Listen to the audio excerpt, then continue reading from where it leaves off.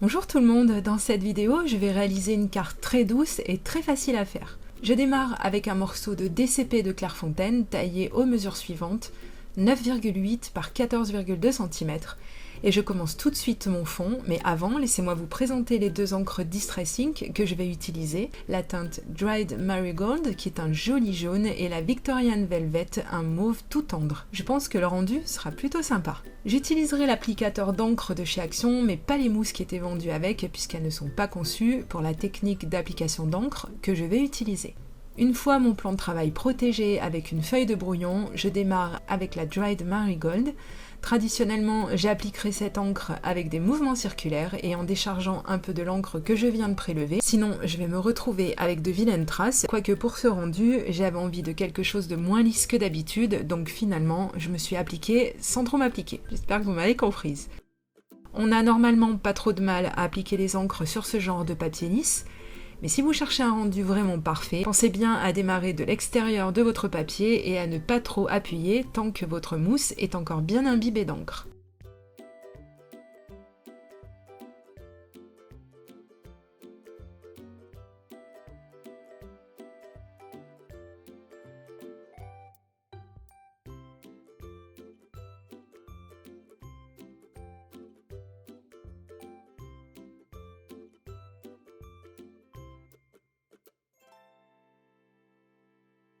Et voici de près le résultat, j'ai volontairement laissé des endroits moins teintés. Voilà, j'applique cette teinte sur une partie de mon fond de carte et je vais maintenant passer à la seconde. Je change de mousse pour ne pas contaminer mes couleurs et si vous suivez mes vidéos, vous savez comment j'ai organisé le rangement et le classement de mes distress et de mes mousses. Si vous l'avez raté, pas de panique, je vous la mets dans le petit en haut à droite de cette vidéo.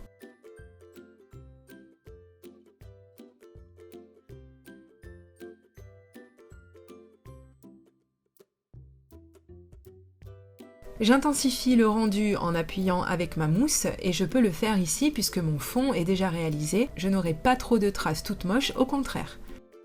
Je mixe aussi les deux couleurs puisqu'on peut le faire avec ces encres et j'adore ça. Et comme pour la couleur précédente, j'ai pris garde de laisser quelques points de lumière en n'appliquant pas uniformément mon encre.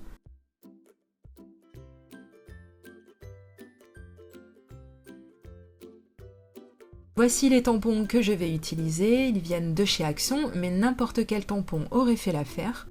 Je voulais les tester et j'ai eu une mauvaise surprise, vous allez voir.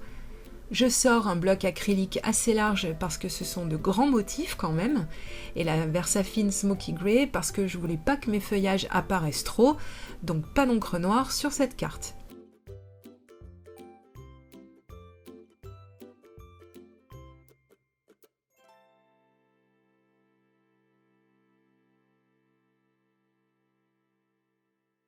Premier tamponnage réussi, c'est cool jusque-là.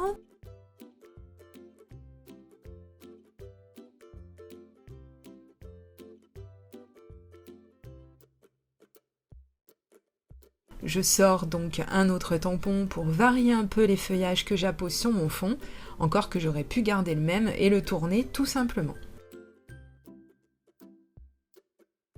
Je procède de la même façon et j'applique mon tampon. Waouh, ça rime, hein. T'es une vraie artiste toi, hein. Et hop, autre tamponnage réussi, mais je m'y attendais. Et comme j'étais bien lancée, j'ai continué avec un autre modèle.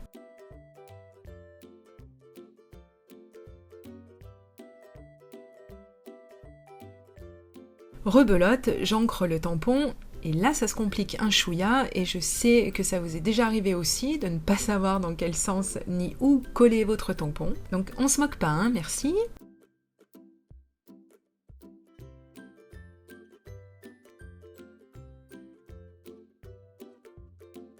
J'attends tellement qu'il faut que j'ancre de nouveau ce tampon, ça commence à m'agacer, et enfin je trouve où tamponner. Eh bah tout ça pour ça. Et là, crotte. Ah non, hein, ne retamponne pas à main levée, ça va être encore pire. Bon, je vais continuer, on verra bien si je dois tout recommencer. Donc j'ancre à nouveau, et là j'insiste un petit peu quand même. Et oh magie, tiens donc, encore un trou. Je commence à regretter de ne pas avoir pris ma stamp plateforme, tiens.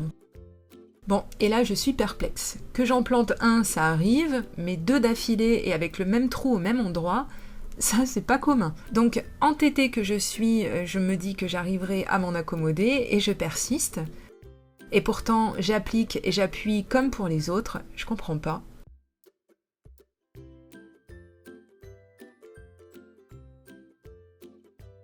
Et de 3. Jamais 203, ça se vérifie ici. C'est fou ça, j'ai vérifié et effectivement il y a bien défaut sur mon tampon, mais tant pis. J'ai déjà une idée pour faire du cache-misère, alors c'est pas grave, je continue, je veux pas gâcher ce joli fond. Je continue donc avec un autre feuillage qui lui tamponnera sans encombre, et c'est avec celui-ci que je vais remplir les côtés où je juge bon de rajouter un petit quelque chose.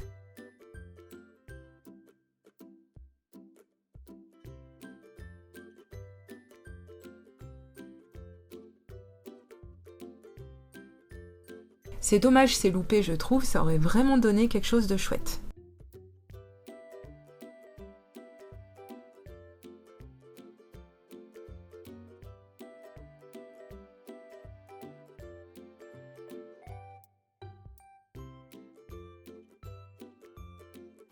Évidemment, je nettoie mes tampons, mais cette fois-ci, tous en même temps, puisque l'encre grise que j'ai utilisée ne tache pas trop, j'ai pu attendre d'avoir terminé. Avec une microfibre et du nettoyant spécial tampon, comme vous le savez.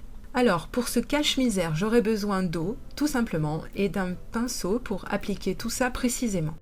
Voilà ce que j'ai trouvé pour réparer les bêtises de ce tampon, parce que c'est bien sa faute, hein, c'est pas la mienne, je vous rappelle. J'applique une grosse goutte d'eau à l'endroit choisi, et comme j'ai travaillé avec des encres aquarellables, eh bien l'eau va faire réagir ces encres et j'aurai un joli point de lumière à ces endroits.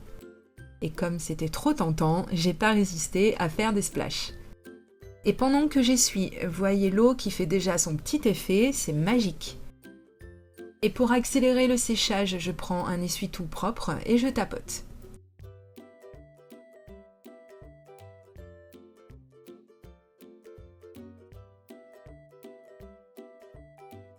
Et j'admire le rendu, vous l'aurez compris, j'aime toujours autant cette technique.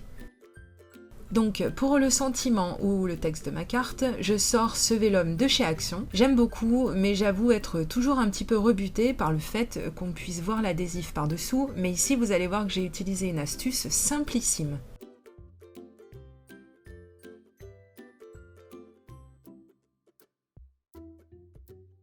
J'ai pris mon tapis de découpe et j'ai fixé ce papier calque avec un morceau d'adhésif pour qu'il reste bien en place. Puis, avec un scalpel et une règle en fer, j'ai découpé une bande tout simplement. Je les trouve vraiment très réussis ces textes sur vélum, dommage qu'ils soient souvent un peu trop près les uns des autres, mais sinon c'est vraiment bien fait.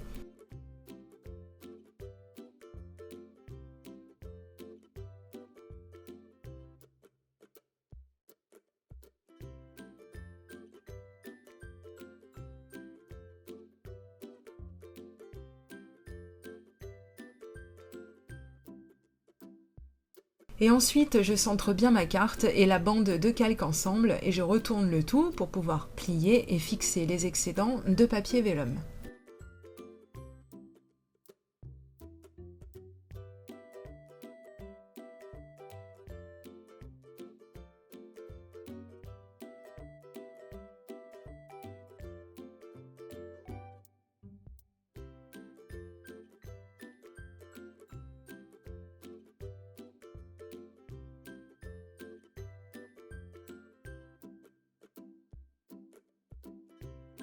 On se rapproche de la fin de cette carte, donc maintenant que mes éléments sont bien en place, je n'ai plus qu'à fixer ce devant de carte sur sa base, toujours de chez Action, à l'aide de mon ATG Gun.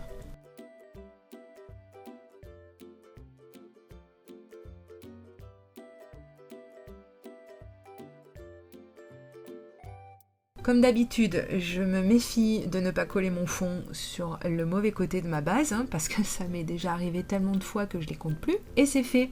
Cette carte est terminée et je la trouve tellement fraîche. Elle est simple, mais je trouve qu'elle fait son petit effet. Est-ce qu'elle vous plaît à vous également? N'hésitez pas à me le dire dans les commentaires, ça me plairait de le savoir. En attendant, je vous prépare d'autres vidéos créations, alors je vous dis à très bientôt pour de prochaines vidéos. Gros bisous, bye bye.